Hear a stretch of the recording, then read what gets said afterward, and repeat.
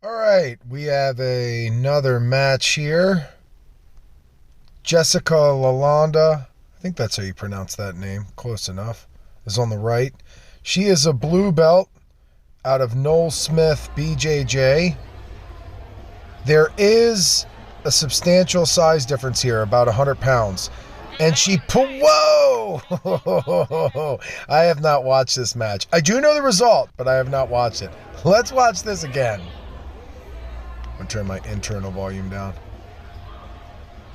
Okay. Jess pulls guard right into a nice little off-balance sweep. Just, I'm sure there's a name for that, but just creating some kazushi, blocking the leg. Using her left leg to block the post or the base from the right side and took her over. Watch this one more time. Pretty nifty, pretty risky. I'll give a couple thoughts on this now. We will watch this match in its entirety probably twice. Some thoughts on that. It's like an object in motion stays in motion. So if you pull guard and you stop movement and you sit and establish a guard, but you establish static position, you're going to have to work a lot harder or utilize timing off of your opponent's movement to get the sweep. She used, let's just watch one more time. She used the downward energy or the movement of her opponent dropping down into her and coming forward. Bam! Yep. That's beautiful. And to be able to do that against a much larger opponent is pretty incredible too. Definitely a courageous move. Or is her opponent going for a gogoplata?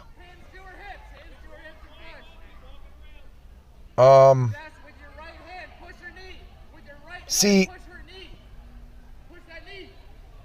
she should really try passing to the right here, I would think. But then she might be locked up with the grips. But she can probably use... Okay, she did. She passed the other way. That's a great strategy. Not enough people do this. Let's back this up. I imagine she would initially like to step over the left leg, but then eventually... And she uses the right leg to break the gi grip. Once she's turned enough, her opponent has to give up that gi grip, that lapel grip I imagine she had. Looks like she's entering Kimura grips. At least trying to. Stay on top of her head. Do not let her turn, Jess. Yeah, it gets tough when you're not on the center of mass against a larger opponent. You can go from being on top to being on bottom very quickly. If her opponent was to grab a hold of a leg, you know, and then just get the head in front of the body, you can be on your back very fast. So she's doing a good job right now. If I was her opponent, I might try to just corkscrew to get on top and then get my arm out. When you're the larger person, you're going to want to find a way to spin on top. But Jess spun to the side, which is probably, in my opinion, the smarter move as far as base is concerned and the way that looked.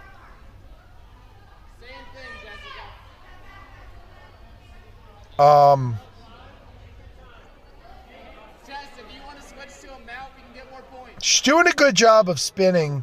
When you're on top, it is definitely good to switch locations, especially if anything gets hairy. Let's see here. Let's see how this went. So she's in north-south Kimura, and her opponent starts coming towards her and just pulls her into guard, maybe was sort of framing her side body. Might have been a good idea here to spin towards her opponent's left side. Or at least establish some sort of wedge in front, get her right arm in front of the leg and hip, and start to spin the other direction. But I know it can be tricky with gi grips. And just try to get out of there. Yeah. And this is another opportunity where you could potentially use this to pass to the right. If you take your right arm and scoop it under her leg, you can start passing to the right side. But looks like you're going to get the knee cut, though. So, but it's tough. She's got that grip. You don't have a lot of base here. But, yeah, she's using that grip, and you're not on her. Oh, no. Oh, no. This is tough. And now probably starting to feel a little bit of tired nature. One thing about her opponent is her opponent hasn't worked hard yet. She tried another sacrifice takedown and wound up flat on her back. Let's just watch this one more time. Yeah. I'm not really good at, I don't really know like different throws and this sort of thing. I can't really speak on it, but her opponent just had too much base on her right side, that right knee. Get that right arm off your face. Just kind, and that right arm post. What I would have looked to done here is maybe try and get a right underhook and try and come up into that leg or at least onto my left side and not flat. Easier said than done, but I would have at least tried coming back up in a dogfight. Right here, you have that right underhook. I would have really tried to use that right underhook. But your bottom leg looks like it's kind of trapped a little bit. I would have tried getting the bottom leg out and used that underhook.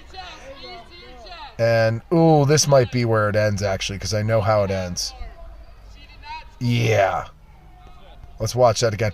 So this is just the nature of being, that is brutal. Yeah, and that was a smother is what happened. So it was a smother tap that got Jess. Kudos to her for approaching a larger opponent with such ferocity and attacking. In the gi, it is going to be hard to use your speed and maneuverability to your advantage if you aren't very good or very purposeful and intentional in breaking any and all grips.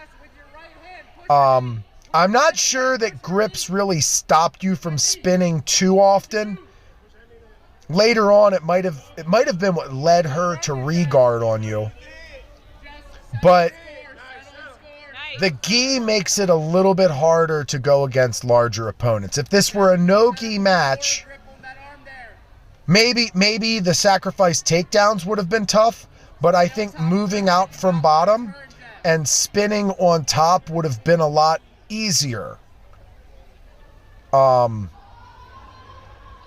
it's just something to consider, is just breaking grips, being aware of grips, and moving away from the control of a grip, changing angles against grips. I can't say that this specifically hurt you in this match, but it is a really important element of the gi, obviously, is just breaking grips, using grips to your advantage. Your opponent gets a grip, and how can I use it to my advantage? It was the reason you passed to the right earlier, you know, and did it successfully. That lapel grip became useless, and then the leverage broke her grip earlier, the initial pass. But let's just watch this one more time and see what we can think of. Her opponent is just doing a good job of not working here. She's comfortable carrying Jess's weight. She's not really trying to bridge and turn in or get to her side much. Every time she does, Jess kind of stuffs her back. But this is where this might be the beginning of the end, is allowing that guard, allowing the opponent. Yeah, see, I would be stuffing away and getting my head up, trying to, the left hand I would put on the foot and not be so obsessed with that gi grip. But the opponent gets control of the gi behind the leg, and it's that gi grip. And if she maybe tried flattening her right hip, but then now it's tough because the angle's off. And even there. So let's just unpack this a little bit. Let's see what we got. I'm trying to rewind it. There we go. Let's just unpack this a little bit. Underhooks and body locks coming up into this would have been big, and maybe using your grips differently. I think both grips can be ditched here. The right grip can come under the hamstring, and that might sort of kill the strength of that left grip she has on your lapel. And so I would think, yeah, right, like an under grip on the leg, and then a left hand on the foot, and instead of forcing that knee cut, because she has that gi grip. Unless you were to just explosively switch your hips towards your left and try to force that grip to let go. But then again, you can't really see what's going on. And again, it's easier said than done. So now we're back to standing.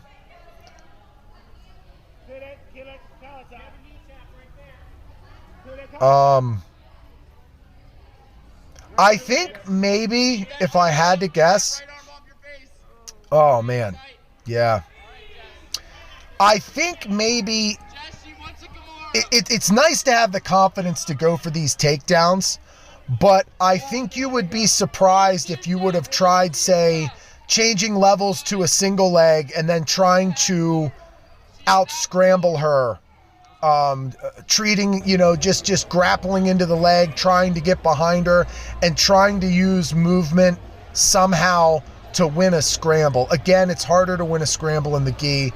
And it's hindsight's 2020. You hit the first sacrifice takedown, so I think the confidence was there to go for a second one. But your opponent hadn't really shown that she even had the ability to take you down. She hadn't really shown the ability to do anything physically dominant to you yet in this entire match. So sometimes people respect the size a little bit too much.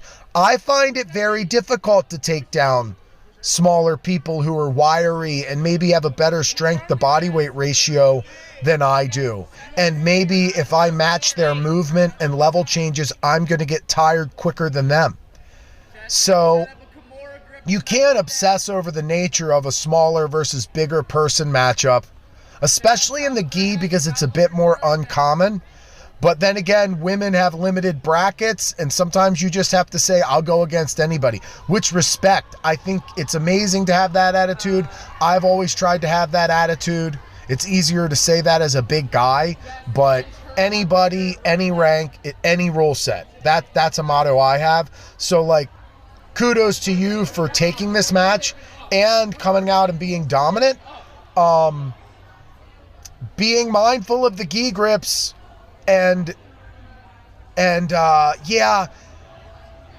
just it's tough. I don't know. There's not a whole lot of specific takeaways that I haven't mentioned yet.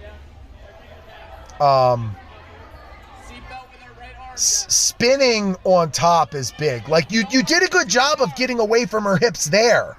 You did a great job of spinning away from the hips there, but then when you come back to the other side of her body, there would have been a time to try to spin. Right underhook, using your right arm, some sort of frame, and then now would have been a good time to spin the opposite direction and pop out on the other side of that leg. Especially once she switches grips right here and starts establishing that grip behind your gi, which you can't really see. I would have maybe tried backing out the other way. Easier said than done, and you could have even spun 360 back into her. That also sounds pretty ideal to say. None of this is easy to execute. That's why jiu-jitsu isn't easy. But I'm just thinking out loud. But yeah, right here, your opponent isn't doing any snap downs. She's not really fighting hard for underhooks. Create a little space, re-engage. Don't let her weigh on you. And maybe get better setups on that sort of sacrifice. Push into her, pop her, My coach always talks about popping, push, push, pull, get them running forward, drive them backwards, and then when they go to run forward, that might be the timing of that. But no shame in tapping to that smother. That's brutal, and I can only imagine the way it felt. And if you've never been in that situation and you're stuck, it's like you only have a matter of a few seconds to figure it out. So I would not let that get to you at all. If anything, I mean, it's just a little comical. No disrespect to your opponent, but just to be stuck in that situation as a smaller person, even though it would work on a larger person too, it's just more than anything, it's kind of a funny thing to have happened to you. Of all the ways you could lose a match, that is definitely one of the funnier circumstances. So, yeah, great job. Thank you for the submission. Also, people, bjjshortcuts.com. I have something coming out very soon. But if you want to stay updated, you can submit your email in there. So, great match. Oh, by the way, Jess trains out of Noel Smith BJJ.